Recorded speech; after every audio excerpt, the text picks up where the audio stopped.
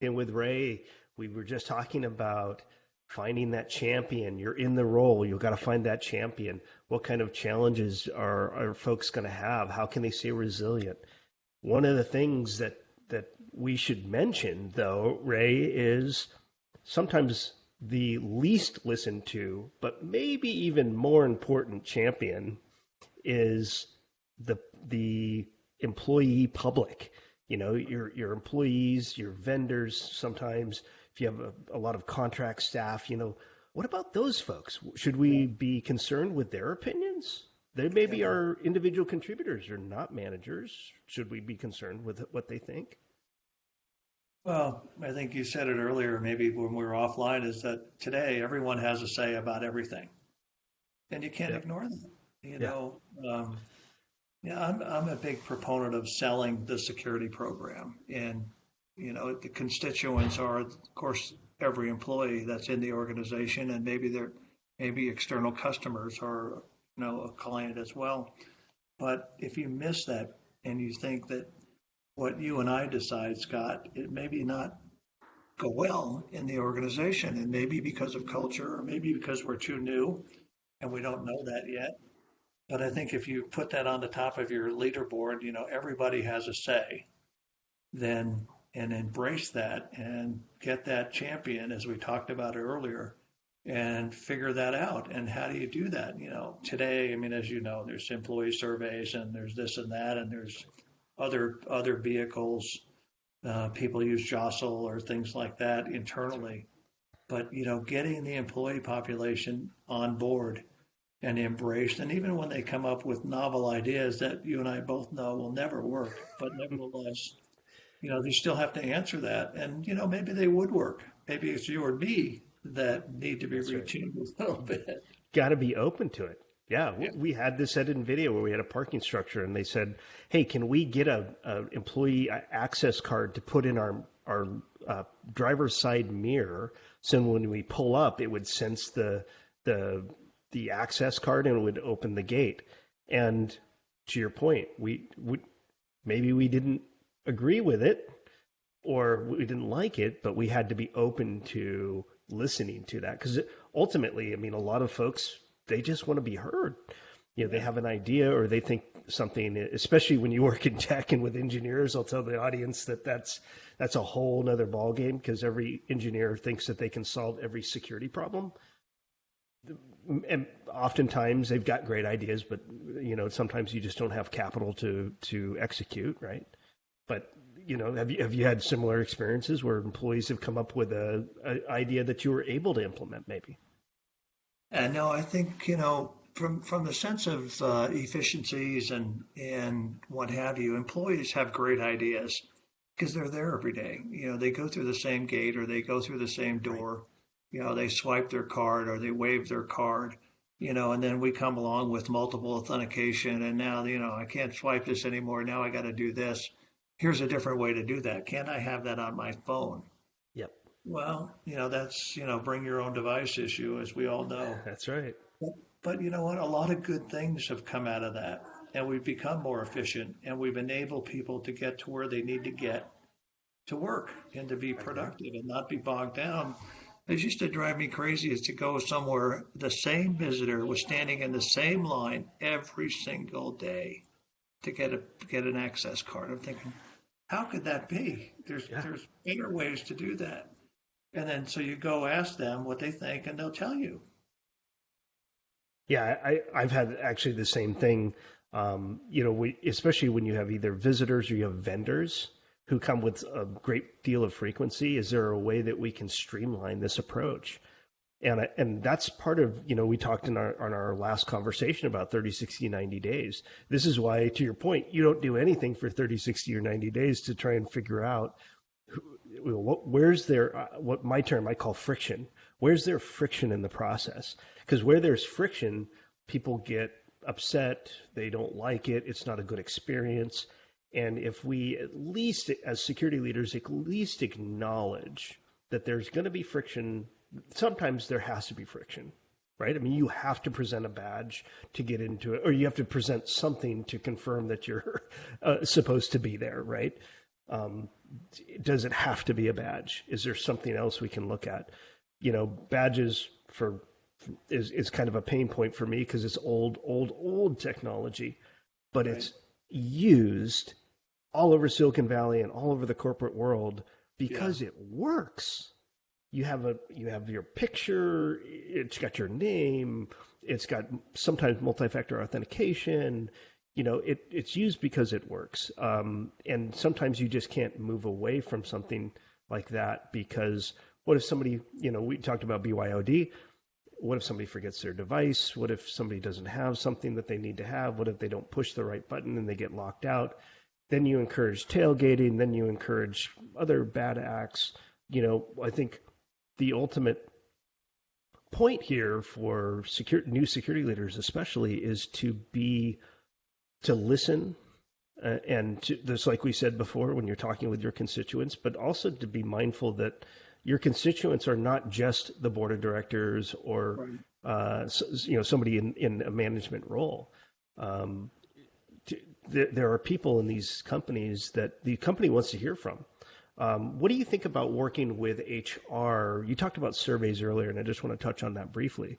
HR usually puts out an employee survey. Hey, how's the company doing? Are you getting the amenities you need? Are you getting the breaks that you need? Are you getting, what's your work environment like?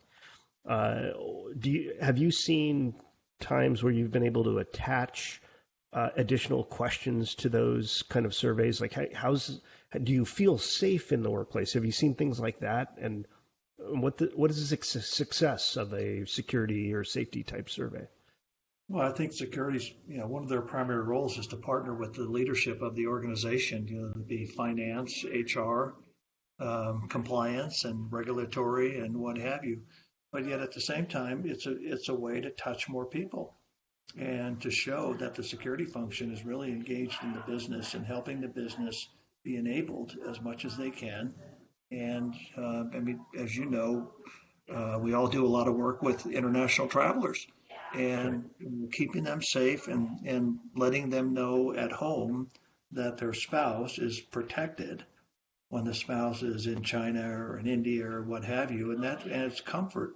And that's really, one of the roles of the security function is to sell it internally to the employees and the managers and the board of directors and be as efficient as we can today and keep our mind tuned into new technology because it's there and it comes every day Yes. in a lot of different forms. We can't ignore that. How do people stay up on the latest kind of technology? I've got some ideas in my head, in different conferences, but what do you recommend as far as kind of keeping up on the latest and greatest? Well, I think that there's so much today that, you can only absorb so much of that. And, a lot of the big, excuse me, a lot of the bigger security functions today have a technology person on their staff. And that person is there just to test and try out all these things that people come along and say it's the greatest. And maybe, maybe there are some nuggets there, but you can't overlook that. And you can't overestimate the knowledge base of today's employee. They come to work with all the bells and whistles that people in my venue for sure never had. Right. And, they understand technology as well as anybody, and we have to deal with that. We have to be tuned into that. Yeah, yeah, I agree with you. If you could have somebody technology focused on your team, being open to that, being open to the different changes in technology. One thing that we've talked a lot about in security leadership is artificial intelligence and how's that going to affect physical security. And cameras are getting smarter, object detection, facial recognition, all these things that are coming out. To your point, it is hard to kind of focus on like maybe individual types or individual manufacturers of this technology, but just knowing that it exists out there. So when somebody says, CEO comes to you and says, "We're not doing badges anymore. Find something else that you can pivot," because that is bound to happen. If not, has already happened to people. If No, this it's has already happened to you and you're watching this, comment below, please. We want to no, talk it's about it. happened. I remember in a city in the U.S. I was at the HQ, and we're sitting in the lobby having coffee with the CSO, and he's like, he said, this is not true, but it is true. The CEO just told me that he's tired of the badges. Yeah. Okay. I said, so what did you say? He said, well, I said, yes, sir. I agree. You might as well jump in, at least be on his side, and then, figure it out. I mean, that's really what we're there for today is, that we're not building the fences any higher. We're not putting in more fences. If in any case, we're reducing that environment and opening up the workplace to be a very reliable place to be safe and be productive. And that we have to remember. Yeah, the great Brian Jansen, safe, happy, productive, right? That's what we're shooting for. And I'll link Brian below in his book and the book that he and Christian wrote, right? But I absolutely agree with that. The technology that is in place today may be phased out tomorrow.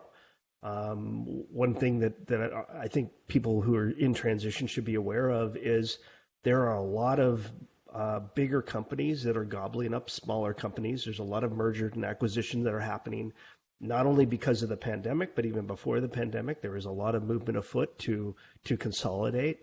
And so we have technologies and companies that produce these or manufacture technologies or service that are going away. And so to be kind of on that cutting edge, on that bleeding edge, you kind of have to be open to, okay, what's the latest, what's the greatest? Go to ISC West, be active at ASIS.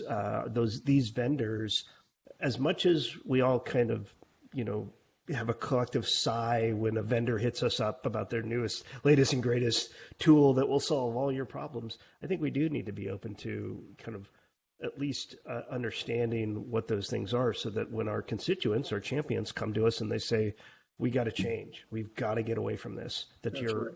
available and you're able to do that. No more gates, guards, and guns. Right. That's going away. In fact, a brief kind of tangent a little bit here, had a conversation with a guy who manages armed uniform security people in California.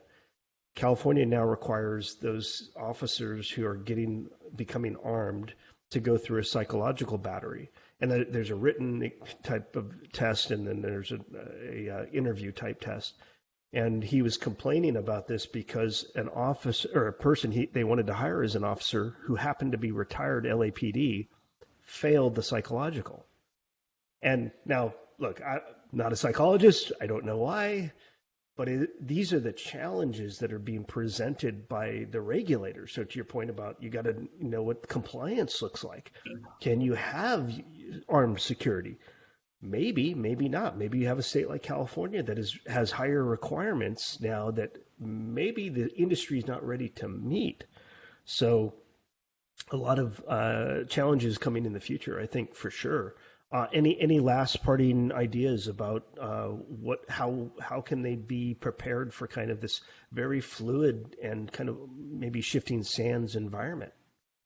Well, I think, if you watch we've learned a lot in the last year in the COVID environment, and there's been a lot of outcomes that we never anticipated. Some maybe we don't like, some maybe we like, and then there's many that have produced some different ideas about how we're going to work in the future. And I think those are great. And, maybe they're not all for everybody, but it's what's happening in our industry is extremely important. And paying attention to what your friends are doing and how they're doing it and learning from them and listening, as you said several times, Scott, listening to your own constituents internally and being a partner with HR and being a partner with others. And, the working at home, that's a subject of another long discussion, but we've learned a lot from that, and we're going to go forward with some of the things that we've learned. There's just no doubt about that.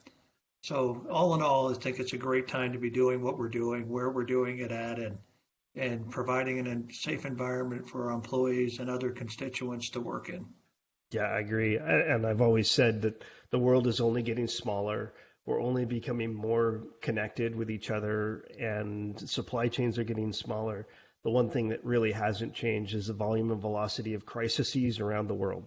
That's Whether right. it be, we're talking Texas right now, a bunch of temperature changes and crazy ice storms happening in Texas, and or if you're talking about what's happening in Myanmar, in Asia Pacific, military juntas taking over whole countries. So we in business still want to operate in places that may be an austere environment, and we now have the biggest challenge ever. How do you keep them safe? That's right. Before, perhaps that there was like, yeah, you could watch the news maybe and get information. Now information comes on your device at a million miles an hour. Now you got to ask, can I trust that information? Do we need to send somebody to that place? So I think it's constantly moving, which is why our security leaders need to be technology leaders. They need to understand global politics, geopolitics, and international relations as well as their own business and the products or services that their companies produce. Yeah, So, no, I agree totally. yeah. Thanks, Ray. This has been great. We'll tell people to like this, share this, comment below, have a conversation, keep the conversation going, because this is going to help everybody with transition, help keep yourself resilient, your company resilient. Let's put a cop in every company and a veteran in every business if we can to make companies more resilient around the world. Thanks for sharing, Ray. Absolutely. Great Take care. conversation.